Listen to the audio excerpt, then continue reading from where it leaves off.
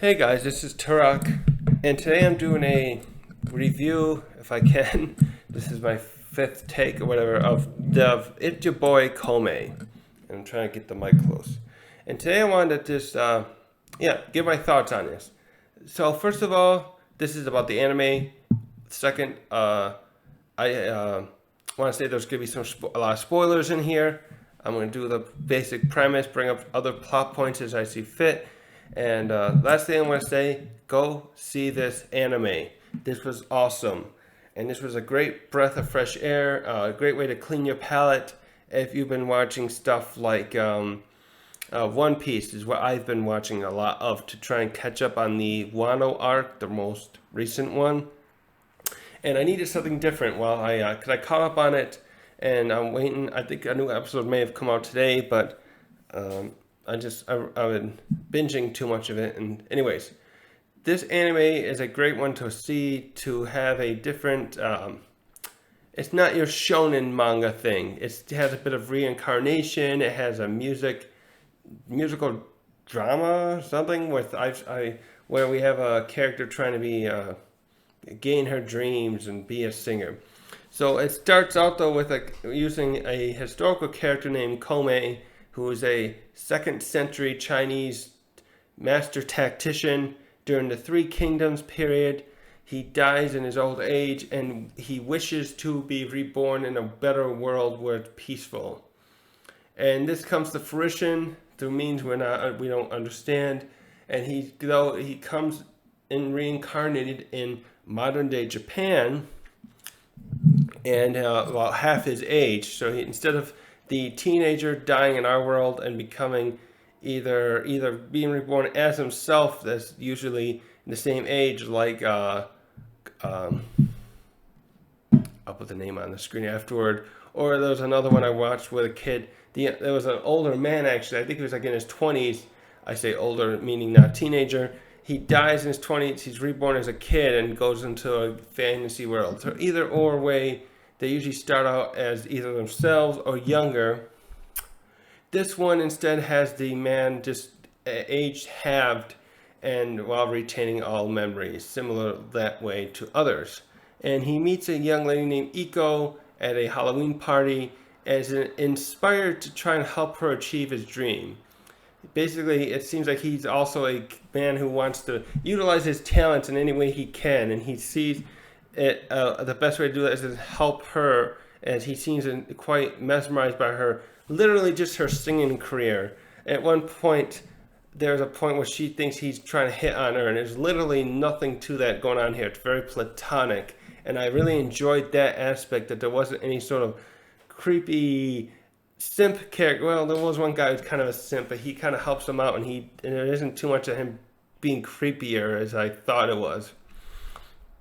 And the also, by the way, this one I was surprised. This series seemed like is trying to be somewhat wholesome with its storyline and not having any, like I said, simping and stuff. But there was one or two scenes where the Eco character is in the shower and they're kind of showing some of her without showing the bits that could get. That they censor it. They use little steam or whatever to.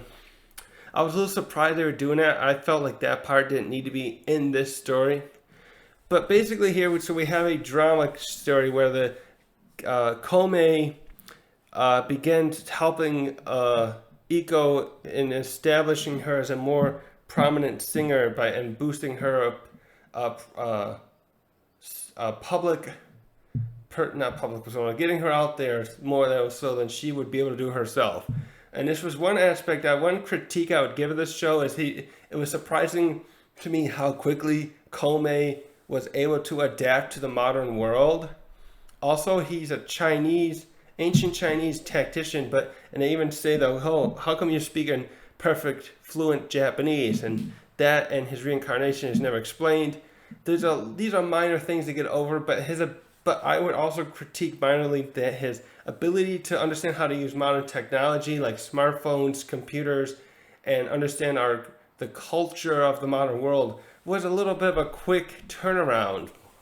But otherwise, this is awesome. He's an awesome character, and his character is more in line with something of a Sherlock Holmes, Bruce Wayne. He doesn't have any specific like character growth like Luffy or anyone else, where he's kind of this character that's more like Sherlock Holmes or Bruce Wayne, where he's already well able to take on almost any foe he goes up against, and he does that in spades in here.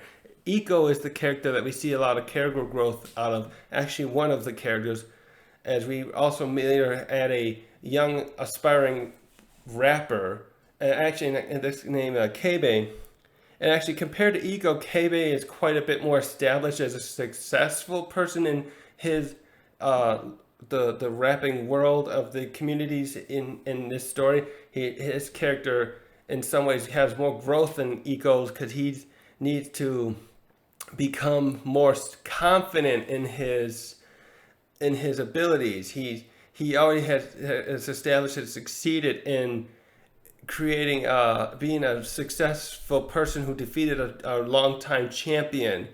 And that one champion, by the way, is a great side character who is always trying to push Kibe to get back out into the world and pursue his career better, because his name was what was his name again? I'm saying it wrong, but it looks like Sete Kuba. So Sete Kuba is one of these main great side characters that the show also provides us, who's trying to get Kibe to become get back into the world and pursue his career. But to go back to the beginning, to more of the plot where it begins, Kome begins seeking out ways to help boost Iko's career, and initially he does it by getting her into small venues and using some interesting tactics when faced with other more established singers, and trying to boost her, get her a contrast with her and the others to have people notice her. Some very clever stuff going on here with this, involving stratagems that he used when he was a practical battle strategist. And so, as eventually we get a main plot line though, where they agreed to try to gain 100,000 likes on social media. And it looks like they use scenery here that looks a lot like it's an Instagram, like basically Instagram that she's posting on, and they want to get likes through that. And they get approached, among others, to join this big summer festival, but they only can join if they get 100,000 likes. And that becomes the main premise for the rest of the story, that Kome is working to get Iko's presence, get Iko to reach that in order to get her into that festival. And that's where the character Kebe eventually is recruited into the story, with his own storyline, by the way, but he also becomes recruited by Kome to help work with Iko to get the presence of her, to have them kind of work as kind of almost like a duet, I guess. And unfortunately, I thought Iko and Kebe could have had a little more screen time together as like what they think about each other, but they almost instantly become friends, it seems. One of the other things I kind of had a critique about. But outside of that, I liked how Kebe forms into this group, and the help with Kome. Kome in here, it really seems like Kome is great in knowing how to find people that can work together and knowing how to work with them to find what they like and what they can. I'm trying to say he's not using people, but he knows how to work with people. He's like a political animal in some ways, where he can communicate with people on a very friendly basis, which is part of his charm too. And me watching him is because he knows how to deal with a lot of the adversaries and disarm them from seeing him as a legitimate threat. He immediately always recognizes everyone else as good, who could be a threat, but almost nobody ever realizes how dangerous he is in his stratagems. With the exception of the next other side character, the owner of the bar that Iko works at, and eventually Kome becomes employed in. This guy is like a Three Kingdoms nerd who slowly over time realizes that Kome may be legitimately who he says he is. And he provides a nice backbone to all these characters working together to help Iko achieve her dream. And then also, beyond that, we also have like a, what do you call it? Oh, yeah. He's like a disc jockey who's also works in the studio when helping Iko. That KongMing not recruits him, but hires him and wants Iko to work with him to establish her professional song she later on uses.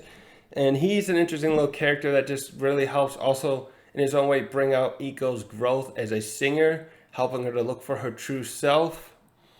And on top, after that, we have lastly we have one of these a singer who's part of the main antagonist groups that they'll have to go up against later, who's part of a big corporate music brand who's trying to get this 3-girl group into the same festival that Iko and KongMing want to be in, named Naname, if I say that right.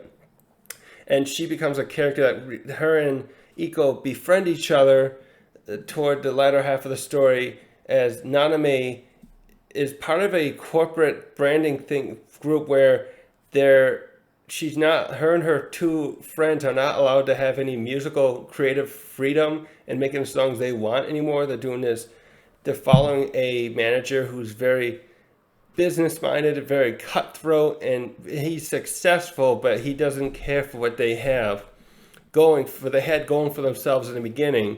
So Naname is on the side working, playing street corners in order to express her music she wants to play.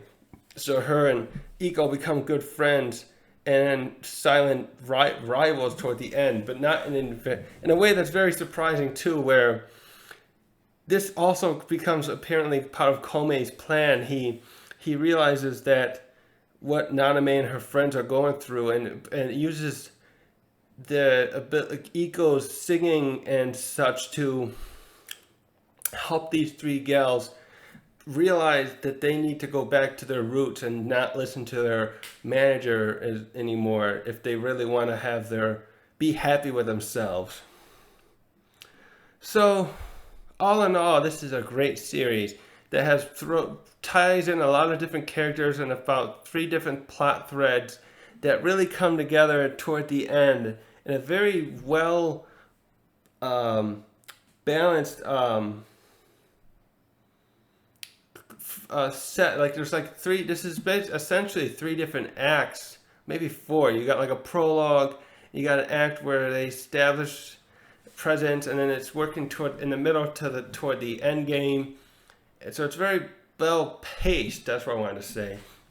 A well paced series with about nearly a dozen characters, all having just enough characterization to make them really stand out in their own way. Even there's even a DJ who works in the club. The club's name is something else I forgot now. He doesn't have any lines that I can think of in the story, but he's always there supporting Iko and Kabe and everyone else to prevent when they have their music going on. And I really like how he's just right there, like you see him, but he doesn't say anything, but he's like a backbone along with the owner. And also there's a bartender there whose name I also don't know if they said or not, but he has a few lines, and he doesn't really have any characterization of his own, actually, him or the DJ, but they're there, and they're just like great support that just like makes this whole construct of the characters really feel realistic together. It's just fascinating how well this story just